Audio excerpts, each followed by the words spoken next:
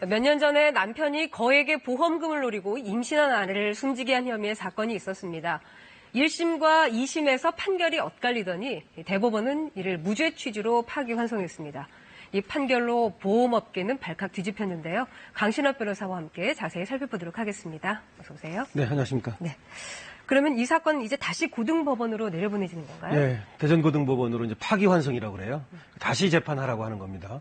그 다시 재판하라고 하는 이유는 심리가 미진했다라고 얘기를 하고 있는 거예요. 그러니까 좀 어려운 말로 이제 간접 증거라고 얘기를 하는데요. 네. 증거는 직접 증거가 있고요, 간접 증거가 있습니다.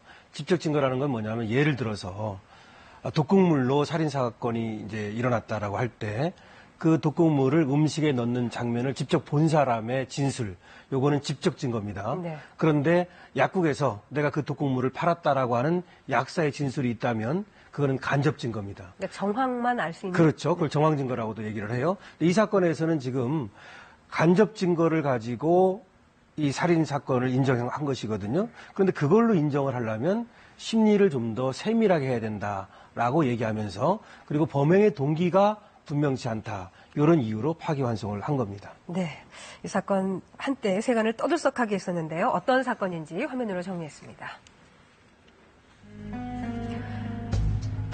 고속도로 갓길 가변차로에 화물차 한 대가 비상등을 켜고 멈춰서 있습니다.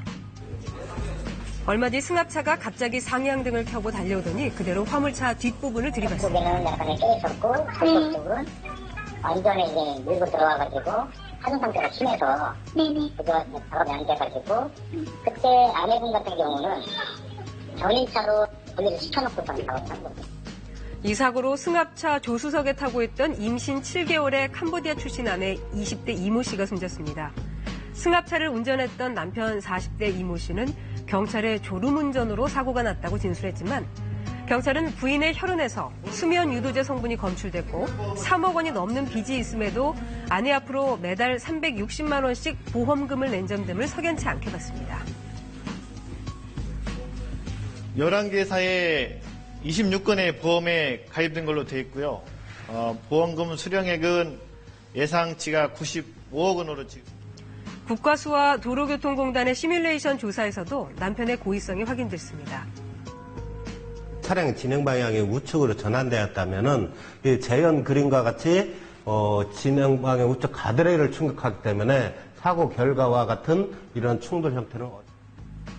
하지만 당시 이웃들은 이들 가족이 화목해 보였다는 주장을 하기도 했습니다. 잘 지냈고 가게도 열심히 받고 그렇게 했는데 우리는 모르고서 도저히 이해가 안 가니까. 재판부로 넘겨진 이 사건은 1심에서는 무죄, 2심에서는 무기징역, 대법원에서는 다시 재판하라고 무죄 취지의 판결을 내렸습니다. 1심은 무죄, 2심은 무기징역. 완전히 상반된 그런 판결 내용인데요. 왜 이렇게 엇갈렸을까요? 글쎄, 이제 뭐 거의 천당과 지옥을 왔다 갔다 하는 거죠. 그 다음에 이제 관련된 보험사들도 지금 또 안심을 하고 있다가 또 이제 뭐 날벼락을 맞은 그런 이제 형국이 됐는데요. 네. 이제 재판에 대해서 좀 더 말씀을 드리면요. 형사소송법에 보면 307조가 증거재판주의라고 하는 것이 있습니다. 그것이 뭐냐면 쉽게 말씀드리면 사실의 인정은 증거에 의해서 해야 된다는 거예요. 증거가 있어야 된다. 네. 그리고 특히 이제 그 2항에 보면 범죄 사실의 인정은, 즉 살인 사건이 있었는지 또 뭐 어떤 사건이 있었는지 범죄 사실의 인정은 합리적인 의심의 여지가 없을 정도의 증명에 이르러야 한다라고 하는 거예요.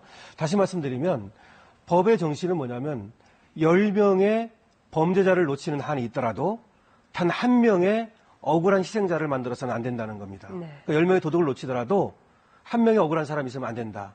이거를 이제 의심스러울 때는 피고인의 이익으로라고 얘기해요. 그래서 어쨌든 이런 살인 사건 같은 걸 인정을 하려면 직접 증거가 있어야 돼요. 아까 네. 직접 봤다든지. 그런데 이제 이 사건은 그런 게 없는 겁니다. 그런데 1심에서는 여러 가지 정황 증거가 있다고 본 거예요. 지금 나온 것들처럼 여러 가지 혈액의 수면 유도제가 있었다든지 내지는 그 보험이 이렇게 많이 들어있었어요. 사실은 이 보험이 95억 원을 타는 것이었는데 그 보름 전에 31억짜리 보험을 들은 것도 있고 네. 상당히 의심스러운 정황이 있어요.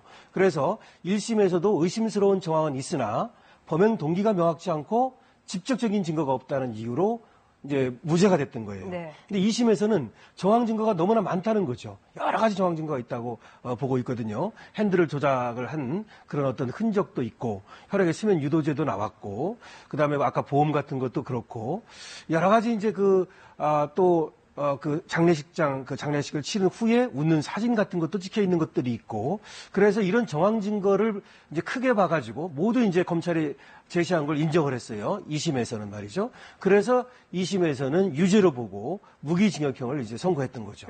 그런데 대법원에서는 1심과 같이 그런 직접적인 증거가 조금 부족하다. 이렇게 본 건가요? 네, 1심과 뭐 같이 봤다고 볼 수는 없는데요. 대법원에서 얘기한 두 가지 핵심이 있어요. 하나는 범행 동기가 명확치 않다. 특히 이런 살인사건 범죄 같으면요. 범행 동기가 굉장히 중요합니다. 왜? 그 죽일 만한 이유가 있어야 되거든요. 근데 그 경제적으로 그렇게 쪼들린 것도 아니고 사이도 그렇게 나빴던 것 같지 않고 어떤 이유로든지 범행 동기를 좀 더 명확하게 밝혀야 된다는 것이고요. 그다음에 또 하나는 객관적인 증거가 부족하다. 그러니까 여러 가지 정황 증거, 간접 증거는 얘기를 하고 있는데 객관적이고 직접적인 증거가 좀 부족하다. 물론 객관적인 증거라고 하는 것이 반드시 직접 증거를 말하는 것은 아니에요. 그러니까 정황 증거도 물론 이제 이 범죄 사실을 인정하는 증거는 될 수 있습니다만은 여기에 대해서 좀 더 구체적으로 살펴봐야 한다. 여기서 이제 우리가 좀 주목할 것은 대법원이 그렇다 그래서 1심처럼 뭐 꼭 무죄라고 본 것은 아닙니다. 네. 무죄 취지는 있다고 하더라도 2심에서 한 그 어떤 판결이 좀 미진한 게 있으니까 좀 더 구체적으로 다시 한번 해보라. 이런 의미라고 이제 받아들일 수 있습니다. 네. 이 남편 이 씨는 이제 이게 인정이 되면, 무죄가 인정이 되면 이제 95억 원을 받게 되잖아요. 네. 근데 가게를 찾은 보험 웹판원들의 권유를 못 이겨서 그냥 보험에 가입했을 뿐이다. 이렇게 주장을 했는데 사실 11개 보험사에 26개 상품이나 그렇죠. 가입을 했어요. 일반적인 사람들이 이렇게 많이 합니까? 그렇지 않은 사실은 걸로 좀 알고 이례적인 거죠. 네.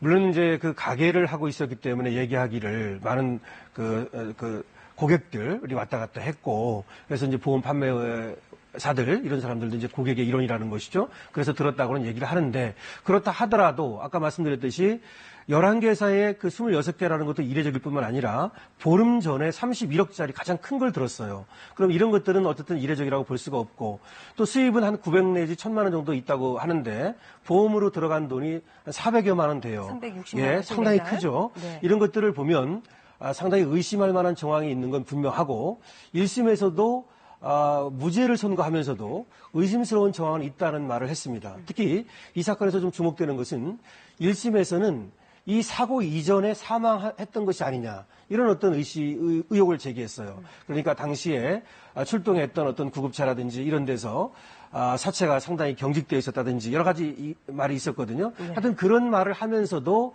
직접적인 증거가 없어서 1심에서는 이제 무죄를 했던 건데 2심에서는 너무 많은 증거들이 간접 증거가 존재한다고 해서 이제 유죄를 했던 거죠. 네. 또 한 가지 이해되지 않는 부분이 11개 보험사에 26개 상품을 가입을 했는데 보험회사들이 이렇게 가입을 받아줄 때 서로 체크를 하지 않나요? 네, 뭔가 체크하죠. 이상하다는 좀 느낌을 가졌을 것 같기도 한데요. 근데 이제 보험사도 영업이기 때문에 이제 크게 체크하기보다는 이제 재정심사라고 하는 건 있어요. 재정심사는 뭐냐면 그 사람의 수입에 비해서 지나치게 많은 보험료를 낸다든지 이런 건 이제 체크가 되고요. 그다음에 사후적으로는 보험금을 신청했을 때 적부심사라는 건 합니다. 하지만 이런 것들이 아직은 체크가 이렇게 면밀하게, 세밀하게 되지 않는 그런 측면이 있는 거죠. 네. 이 사건에 제보자가 있었고 이 제보자가 역대 최고 포상금을 받았어요. 1억 9천여만 원. 네. 이거는 다시 환수를 할 수 있는 건가요? 그렇진 않습니다. 일단 이제 범죄 혐의가 이제 소명이 되면 그때 지급을 한다 그러는데 이 사건의 같은 경우는 2심이 끝나고 나서 이제 지급을 했었거든요. 그래서 이제 환수는 어려울 겁니다. 남편이 만약에 그 최종적으로 무죄 판결을 받게 된다면 95억 원의 보험금을 받는 것은 물론이고 또 그 보험사들을 상대로 소송도 제기할 수 있는 거죠? 이제 95억 원의 이제 보험금을 받을 가능성이 많아졌다고 봐야 되겠죠. 물론 이제 형사 민사가 반드시 같이 가는 것은 아니기 때문에 어쩌면 바로 지급을 안 하고 소송으로 갈 가능성도 있다고 봐야 되겠죠. 네. 재판 결과에 따라서 파장이 적지 않을 것 같습니다. 보험사들도 고민이 많을 것 같은데 최근 들어서 이런 보험 사기 이런 것들이 많이 증가하고 있다고 하잖아요. 예, 아직 뭐 굉장히 많이 늘고 있는 것 같아요. 2015년에 비해서 2016년에는 약 9.7%가 이제 늘었다고 얘기를 하는데요. 이제 경제 상황이 어려운 늘어지고 이러면서 이제 이 보험을 통해서 어떤 일확천금 이런 걸 누리는 어떤 사람들이 많은데 사실은 보험의 선의성이라고 그래서 이렇게 부정한 목적으로 하면 안 되는 것이거든요. 이것은 그야말로 어떤 사고가 났을 때를 대비하는 착한 마음으로 들어야 된다. 이걸 보험의 선의성이라고 그래요. 네. 근데 이것을 해치는 이런 어떤 사람들이 많이 늘고 있는 것 같아서 여기에 대한 대처가 필요한 것 같습니다. 네. 주로 보험 사기는 어떤 사기들을 치나요? 보통은 이제 교통사고가 제일 많죠. 그래서 허위 사고도 있고 그 다음에 이제 사고를 이제 과장하는 것도 있고요. 또 고의로 사고를 내는 것들도 많고 이런 것들이 많은데 여기에 대해서 물론 이제 그 금융감독원 같은 데서도 많이 보험 신고센터 이 사기 보험 이거에 대해서 이런 조치를 해놓고 있습니다만은 아직도 여기에 대해서 많은 사람들이 이제 보험 수익자라든가 보험 계약자라든가 내지는 보험사 직원 이런 사람들이 같이 전부 좀 의식 개혁이 필요한 것 같습니다. 네.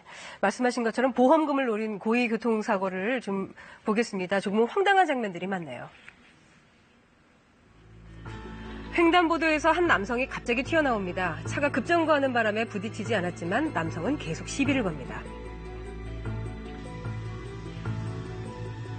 이번엔 오른쪽 바퀴 앞에 슬그머니 발을 집어넣지만 차는 왼쪽으로 출발합니다. 그러자 황급히 무릎을 굽혀서 차 문에 부딪히고 바닥에 나뒹굽니다. 더 이상 시비 긋기도 싫고 해서 옆으로 차 핸들을 틀고 이제 피해서 가려고 하는 찰나에 이제 부딪히는 소리가 나서 저는 그냥 아무것도 몰라서 일단 내려서 천천히 후진하는 차를 향해 걸어오던 이 남성. 어깨를 툭 갖다 대고는 다쳤다며 뺑소니 신고를 하고 합의금을 요구했습니다. 숨어있던 이 남성은 다가오는 차를 향해 몸을 날리고 능숙하게 공중제비까지 돕니다. 그러면서 입원 치료비로 40만 원을 요구했습니다. 보험금을 노리고 고의 사고를 낸 이들은 모두 보험 사기 혐의로 형사처벌을 받게 됐습니다. 모두 형사처벌을 받는다고 했는데 어떤 처벌을 받게 되나요? 네, 보험 사기는 좀 강하게 처벌하는 경우예요. 사실은 다른 사람들한테 이 보험 자체에 이 공공성을 해치는 것이기 때문에요. 그래서 1억 원이 넘으면 실형 1년 정도 이렇게 나오고 있습니다. 네, 실형이 나오고 또 형량도 좀 무겁죠. 네. 그러니까 영상처럼 명확하게 우리가 저거는 사기다 이렇게 보이는 부분도 있지만 사실 그렇지 않은 부분이 많잖아요. 그렇죠. 그렇기 때문에 증거 잡기가 참 어렵다고요. 예, 이제 보험 사기가 바로 그런 건데요. 특히 이제 교통사고 이런 경우에 신호 위반 차량을 보고서 일부러 가서 부딪힌다든지 내지는 이 까다로운 점이 많이 있죠. 그래서 지금 보험 이 사고가 많이 느는 이유도 거기에 있는데 앞으로 이제 많이 그래도 이제 보험사에서도 노력을 하고 있고요. 또 형량도 무거워지는 추세여서 이제 그런 식으로 이제 이것을 막기 위한 노력이 이제 필요하죠. 그럼 보험 상품 가입하기 전에 좀 사전에 골라낼 수 있는 방법이 없을까요? 아무래도 보험 사기 하는 사람들의 특징이라는 것도 있을 텐데. 그렇죠. 이제 보험 사기를 했던 사람들, 어떤 그 전과가 있는 사람들, 이런 사람들은 좀 보험을 들기가 어렵고요. 그다음 아까 말씀드린 것처럼 그 버는 돈에 비해서 지나치게 여러 가지 보험을 들었다든지 내지는 납부 보험료가 많은 경우에 재전 심사를 해서 걸러내고 있고요. 그다음에 나중에 이제 보험 어떤 사고가 터졌을 때 여기에 보험금을 청구하지 않습니까? 그럴 때 적부심사 이런 것들을 해서 사후적으로도 걸러내는 그런 게 있습니다. 네. 좀 더 근본적인 대책이 필요하지 않을까 하는 생각도 들어요. 보험 사기 방지 특별법이 시행되고 있어도 끊이질 않고 있다는 점이 들어서요. 네. 어쨌든 간에 의식개혁이 필요한 것이죠. 이 보험이라고 하는 건 아까 말씀드린 대로 여러 사람이 같이 십시일반 노력을 해서 모두를 위한 것이니까 자기만 위하면 안 되겠죠. 네, 오늘 말씀 고맙습니다. 강신업 변호사와 함께했습니다. 네.